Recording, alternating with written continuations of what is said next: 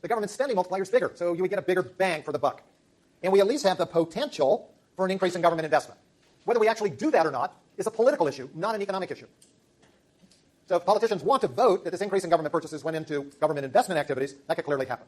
We know that that's better for the economy than increases in government consumption. Now, one of the things that we need to keep in mind, especially for today, and that is, how does fiscal policy work when we're at the zero lower bound? So here we've got a zero lower bound aggregate demand curve. I've got both the downward sloping and the upward sloping portions of that. And I have two short-run aggregate supply curves. I've got this lower one that is associated with the being below the zero lower bound, and I've got an upper one which is related to where we are above the zero lower bound. What we want to think about is what happens now when we have a fiscal stimulus. So with a fiscal stimulus, the aggregate demand curve will shift to the right. Notice that if we're above the zero lower bound, it's just like everything that we've done before. Economic output would rise to Y1, and inflation would rise to pi 1. The fact that inflation has risen also means the real interest rate rises because we're not at the zero lower bound. But let's think about what happens if we are at the zero lower bound. Notice that we get a larger increase in economic output. We go to the blue Y1 rather than the red Y1. Inflation goes up, and in fact it rises more, likely more, than what we do if we're above. So why the difference? Why a bigger increase when we're at the zero lower bound? When we're at the zero lower bound, remember, the zero lower bound is nominal interest rates. So when inflation rises, with nominal short-term rates at zero, the real rate declines. With a lower real rate, you're now going to have more borrowing by consumers and in businesses. They spend more. So rather than seeing a higher real rate, we end up with a lower real rate. It's what's happening to the real rate that makes a difference in terms of getting a bigger push out of fiscal policy at the zero lower bound than you would above the zero bound. Now, it's also possible that fiscal policy can affect the aggregate supply curve as well. So let's take into consideration a situation that happened during the economic crisis. A payroll tax cut, and payroll taxes are those taxes on social insurance programs, so things like Social Security and Medicare taxes. If we cut them for employees, then we increase disposable income and increase aggregate demand. Very standard fiscal stimulus. But suppose we also, or instead even, cut them for employers. So if we cut taxes on employers, payroll taxes on employers, we've reduced the cost of hiring. Reduced cost of hiring should presumably reduce the cost of production. So this should also have the effect of giving us a positive short-run supply shock. So the employer cut would cause the aggregate demand curve to shift to the right. The employee payroll tax cut. The employer tax cut would cause the short-run aggregate supply curve to shift down. Notice that economic output is increased more than it would if all we had was the employee tax cut. We go to Y1 rather than Y1A. Now, we ran this experiment, and the fact of the matter is the employer side didn't make much difference. Most employers were not willing to make changes in employment, that is hiring, on a tax cut that they thought was only going to be in place for 1 year. So additional hiring really wouldn't be much of an issue. So the aggregate demand side is still going to be much larger than the aggregate supply side. Now, this effect on the short-run aggregate supply curve also has us thinking about something that is known as supply-side economics. Now, according to supply-side economics, permanent reductions in the marginal tax rate. So remember, the marginal tax rate is the tax that you pay on your last dollar or your last $1,000 that you've earned. Now, the reduction in the tax rate itself will increase disposable income, shift the aggregate demand curve to the right. It will also reduce tax distortions. So we can increase the incentive to work. Right? The after-tax return to work has increased. So some people will work more hours. Some people might decide to work 2 jobs. Some people who are not in the labor force may decide to come into the labor force now that the net income, net paycheck, is going to be larger.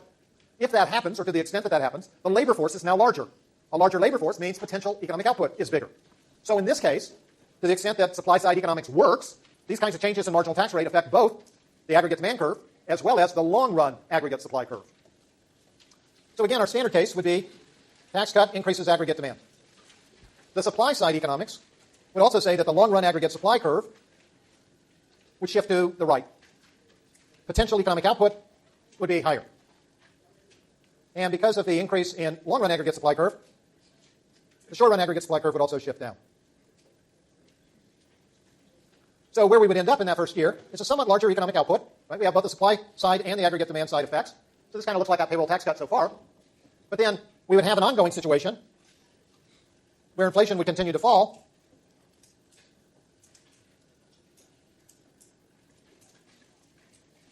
And economic output would continue to rise until we got to the new higher level of potential output.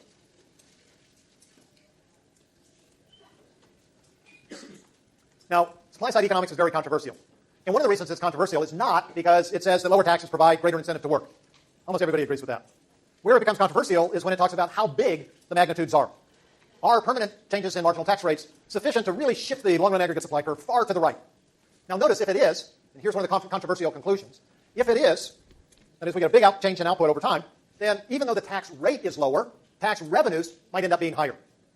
When we cut the tax rate, tax revenues immediately drop at that level of income. But as income grows over time, tax revenues will grow along with it. If the increase in income is large enough, tax revenues might actually increase.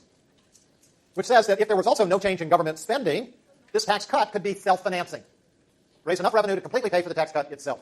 Some of the more extreme supply-side economists made that argument. My own conclusion is that while the incentive effects are clearly there, they're actually relatively small for the kinds of tax rate changes that we've seen. So the supply-side effects, again, in my opinion, there are lots of people who disagree with me, but in my opinion, while there's theoretical grounds for supply-side economics, the empirical grounds, the evidence for the kinds of tax changes we have doesn't really support very large changes in aggregate demand. Okay, now, we also know we've got a budget deficit, our debt is rising, we've got to worry about that, what are we going to do? Contractionary fiscal policy reduces aggregate demand in economic activity. But then the question becomes, does a smaller budget deficit have any effects on people's attitudes, spending attitudes, because those future taxes are now going to be lower than they would have been otherwise?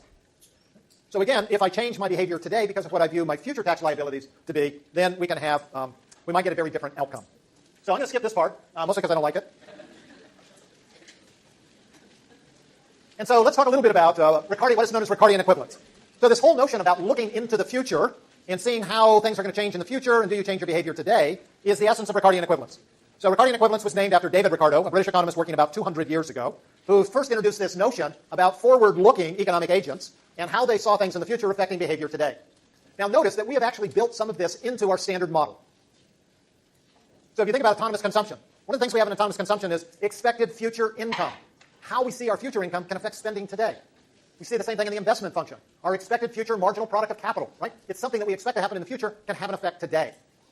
So this is the essence of Ricardian equivalence. Now I'll also tell you, David Ricardo did nothing in terms of applying his idea about expected future events affecting budget deficits. This is simply an application of his viewpoint about future events, expectations about future events affecting current events being applied to budget deficits.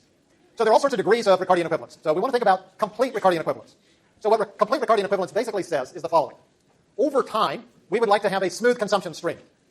Therefore, a tax cut today will imply to us that we will have a higher future tax liability. If I want to smooth my consumption stream, what I should do is save my tax cut today, invest it, and then let it grow over time until my future taxes go up. And then when taxes go up in the future, I can use all that money that I've saved and invested to pay off my higher taxes without having any effect on my consumption stream. I'm serious. There are people who believe this. I don't know whether you do. I don't behave that way. I've been around long enough to be through lots and lots of tax cuts and tax increases. I don't think about what my taxes are going to be 5 years into the future. I've actually asked a lot of people, is that the way you think? I haven't found anybody who said yes. At least nobody who's actually done that. So notice that if I do that, a tax cut today means that government savings goes down, private savings goes up by exactly the same amount. All we're doing is shifting around our tax liabilities from the future to the present or the present to the future. So Ricardian equivalence then says, guess what? There's no change in national savings. Therefore, there will be no change in the real interest rate or aggregate demand. So that a fiscal policy stimulus or a fiscal policy contraction will have absolutely no effect on the economy. It does not shift the aggregate demand curve. All that it does is change the amount of government bonds held by the private sector. And all it's really done for the private sector is change how they hold their wealth. I'm holding more government bonds, which the government has issued. I'm holding fewer other types of assets. So basically, government spending, government taxing decisions have no impact on the economy. Because Ricardian equivalence is about how deficits are financed, not how they're created. For complete Ricardian equivalence to work, taxpayers have to be very, very forward-looking. You've got to see where those taxes are in the future. You have to not be subject to a borrowing constraint. It's not a tax cut, it's a tax increase that says you need to have no borrowing constraint. Because if your taxes are increasing, it's going to be lower in the future. You don't want to change your spending, you need to borrow the difference. But of course, many, many people are subject to borrowing constraints. And you also have to care about your kids, grandkids, great-grandkids, great-great-great-grandkids' futures. So that's unlikely. Most people appear to be myopic, to be subject to borrowing constraints, and most of them don't seem to change their saving and spending behavior based on what they think their kids or grandkids are going to do. Okay, well, I'll stop there, but have a wonderful Thanksgiving. And just to let you know, problem set 6 has been posted. You don't have to do it. It's not due until a week from Thursday, but problem set 6 is there just for your viewing pleasure and to give you something to be thankful for over the holidays. Have a nice vacation, travel safely, and I'll see you next Tuesday.